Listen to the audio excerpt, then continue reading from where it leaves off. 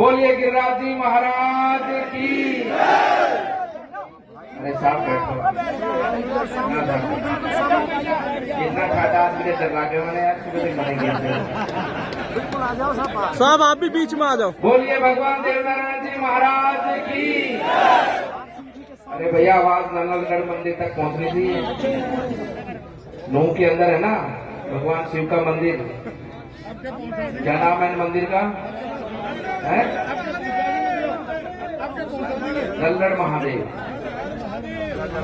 नलहड़ महादेव। वहां तक पहुंचनी चाहिए ना बात, जरूरी है ना। तो जोर से मेरे साथ बोलिए, बोलो भारत माता की, बोलो भारत माता की, बोलो भारत माता की। वाह।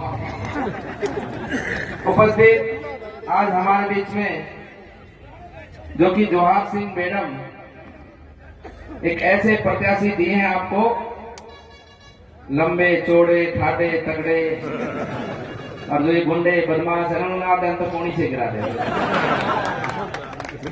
जरूरत कोनी जी मंत्री साहब बात लगाने की, इन्हों वाला को 4-5 दिन पड़ जाओगे। धर्म की रक्षा के लिए और समाज के हितों के लिए सदैव आप सबके लिए इस देश और धर्म संस्कृति के लड़ने वाले ऐसे भारतीय जनता पार्टी के प्रत्याशी की श्री जोहार सिंह मैडम जी की नामांकन सभा के अंदर सबसे पहले तो मैं पूज्य संतों को प्रणाम करता हूं। आपका आशीर्वाद, आपका मार्गदर्शन, आपका ज्ञान हम सभी कार्यकर्ताओं को मिले और हम सब कार्यकर्ता भारत माता की सेवा में सफल हो, ऐसा आशीर्वाद हम सबको प्रदान करें।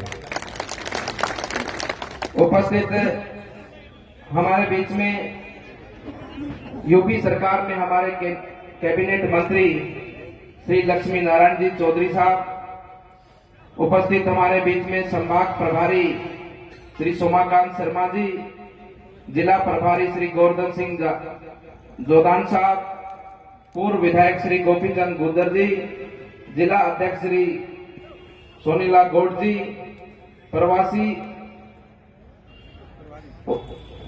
प्रभारी श्री राकेश देवाल जी, विस्तारक श्री विभासु मोदी जी, जिला मंत्री श्री जगत सिंह जी, सुदामा यादव जी, संयोजक विधानसभा नगर यादराम राणा जी, मंडल अध्यक्ष सुनील शर्मा जी, प्रभाती सिंह जी, ये सभी हमारे मंडल अध्यक्ष उपस्थित हैं, ललित पराशर जी, सत्यवीर कसाना जी, और उपस्थित स्वामी गणेशानंद महाराज एवं सभी संत रामजी लाल जी और स्वतंत्रता सेनानी, हमारे बुजुर्ग, हमारे युवा, हमारी मातृशक्ति मंचासीन सभी हमारे भारतीय जनता पार्टी के वरिष्ठ कार्यकर्ता बंधु, मैं सबसे पहले तो आपकी सादर उपस्थिति को प्रणाम करता हूं, आपको नमन करता हूं।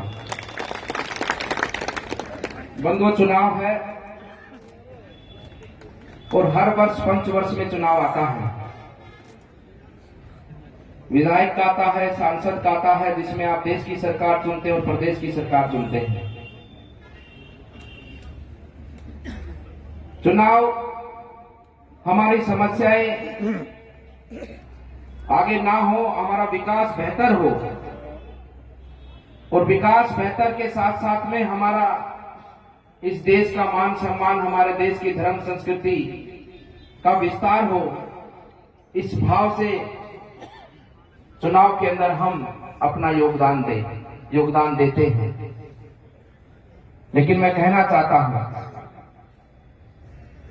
कि जितना बड़ा हमारा अधिकार है वोट देने का, क्योंकि हम सब जानते हैं कि हमारा देश सबसे बड़ा लोकतांत्रिक देश है, और उसी भाव से कि यहाँ पंच से लेकर प्रधानमंत्री राष्ट्रपति तक जनता चुनती है, जनता चुनकर बैठाती है, जनता का आशीर्वाद मिलता है तो जनता अपनी आंखों पर, अपने सिर पर बिठा देती है, और जनता जब मुंह फेर लेती है तो 1 मिनट में धूल चटा देती है।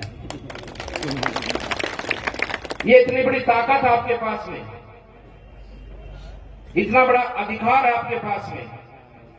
मूल मायने में तो इस देश के मालिक आप सब लोग बैठे हैं, हम सब लोग हैं।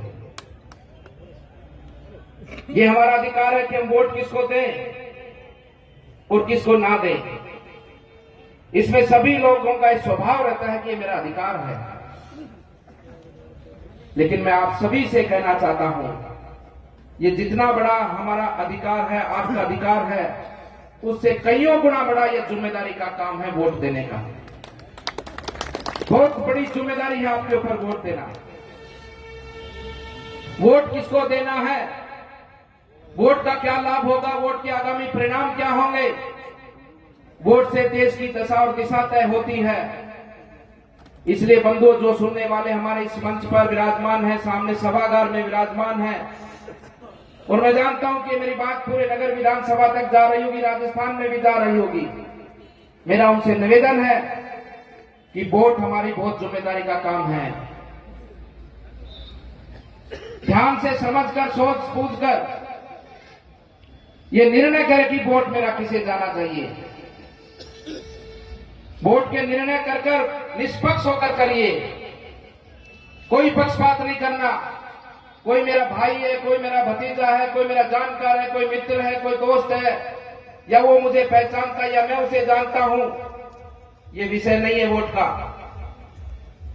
वोट का विषय है तो केवल मेरा देश आगे कैसे बढ़ेगा, मेरे देश के अंदर, राजस्थान के अंदर, दूर ढाणी के अंदर रहने वाले गांव में कैसे पानी पहुंचेगा, कैसे स्वास्थ्य पहुंचेगा, कैसे शिक्षा पहुंचेगी, हिमालय जंगलों में रहने वाले मेरे भाइयों के पास में कैसे हमारी भारत सरकार की हमारी योजनाएं पहुंचेगी, उनके घर में भी सुख सुविधाएं पहुंचेंगी। क्योंकि देश का भाग्य तो आप लोग तय करते हैं, हम लोग तय करते हैं कि देश कैसे आगे बढ़े। इसलिए वोट बहुत ध्यान से समझकर, सोच समझकर देना चाहिए, निष्पक्ष होकर देना चाहिए। 2018 में वोट दिया या 1947 से लेकर अब तक देश में आज आजादी के 77 वर्ष होने को जा रहे हैं। इन 77 वर्षों में अधिकतम समय, लगभग 50 वर्षों से अधिकतम समय केवल एक पार्टी का शासन रहा। उस पार्टी का इतिहास तो लिखो थोड़ा, उसने क्या क्या किया। आज दुनिया चांद पर पहुंच चुकी है, भारत चांद पर पहुंच चुका है, लेकिन इस कांग्रेस के कारण आज भी माताएं बहनों के घर में पीने का पानी नहीं है। इस कांग्रेस के कारण 2014 से पहले आज भी गरीब परिवार का बैंक में खाता नहीं था। इस कांग्रेस के कारण योजनाएं तो पहले भी चलती थी, अनेकों योजनाएं थी। प्रधानमंत्री आवास की योजना पहले से चलती आई, जिसका नाम इंदिरा आवास भी रखा गया था। राशन वितरण की योजना कोई आज की नहीं है, पेंशन योजना कोई आज की नहीं है। लेकिन पेंशन का पहले होता क्या था? कोई बुजुर्ग बैठा यहां पर 75-70 साल का होंगे बुजुर्ग हमारे, कितने 70 साल की उम्र के हमारे बुजुर्ग कितने, थोड़ा हाथ ऊपर करके बताएंगे। सारे जवान बैठे हैं यहाँ। आपको पेंशन मिलती थी क्या बाबा? 2014 से पहले पेंशन मिलती थी क्या? आपकी उम्र कितनी होगी कभी? 76 साल। तू तो आजादी का मानस है, जमा आजादी के टाइम पे पैदा हुआ था। देश की आजादी वास्तव में बहुत सौभाग्य की बात है। आपका जन्म आजादी के कालखंड में हुआ है। 76 साल के हमारे बुजुर्ग बैठे हैं। आपको 2014 से पहले पेंशन नहीं मिलती थी। 60 साल की उम्र के बाद में पेंशन मिलना एक बुजुर्ग का अधिकार था, लेकिन आपको पेंशन मिलती थी। आपके नाम का पैसा एक कांग्रेस के दलाल खाते थे। करोड़ों की संख्या में ऐसी फर्जी पेंशन थी। बात तो छोटी सी है, लेकिन विषय इतना गंभीर है कि सरकारें करती क्या है, कैसे जनता तक लाभ पहुंचे।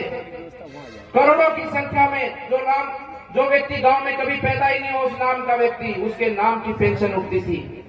और कोई समझदार होता था, कांग्रेस का कोई कार्यकर्ता होता था, उसको जो पेंशन भी मिलती थी, अपने कार्यकर्ता की पेंशन में भी जो 300 रुपए सरकार का कोई भी कर्मचारी लेकर उसको आता था डाकिया या जो भी, वो भी 50 रुपए जेब में रख लेता था। और उसकी हिम्मत नहीं होती थी कि जो मेरा 300 है वो पूरा 300 दे दे, अगर वो बोल जाएगा तो अगली बार में 250 भी नहीं मिलते थे।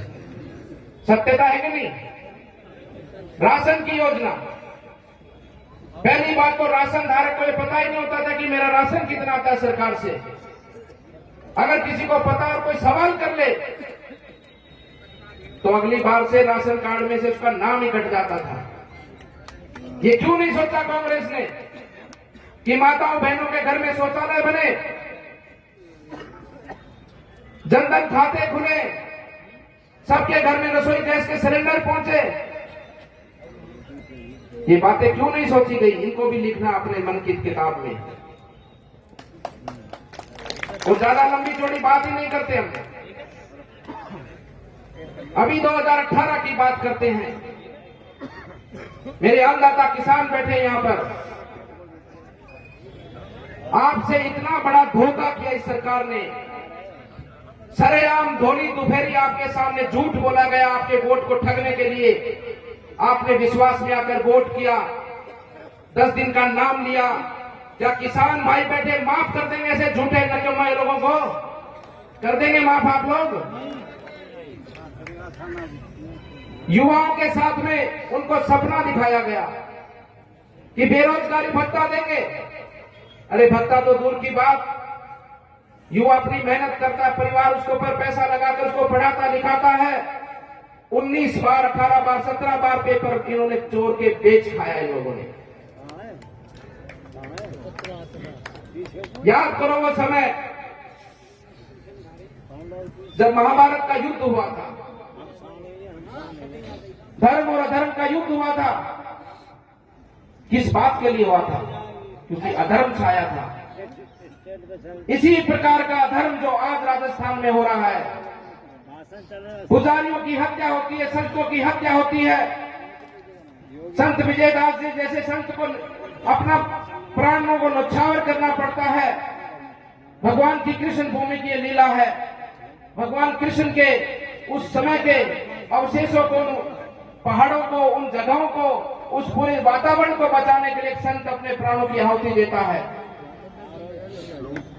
आज वही समय है, उसी समय का धर्म और आज का धर्म मैं मानता हूं कि श्रेणी एक ही है।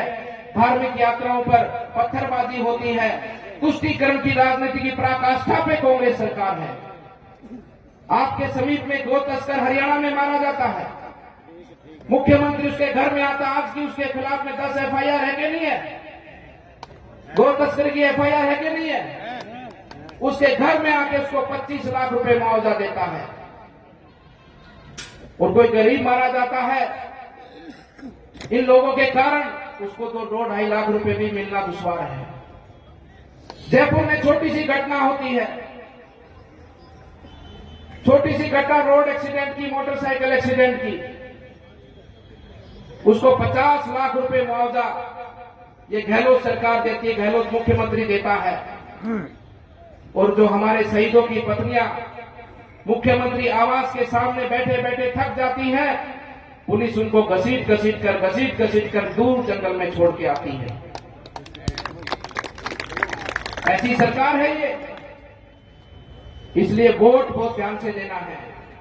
जनता की गलती नहीं है, जनता तो विश्वास करके वोट देती है, लेकिन सामने जब विश्वासघात होता है, उस विश्वासघात को भी जनता को याद रखना चाहिए। और जिसने जो विश्वासघात किया है उसके साथ में ऐसा काम करो कि आने वाली पीढ़ी तक याद रखे। अगर जनता से कोई विश्वासघात करेगा तो वो कभी भी राजनीति में पनपने का काम नहीं करेगा।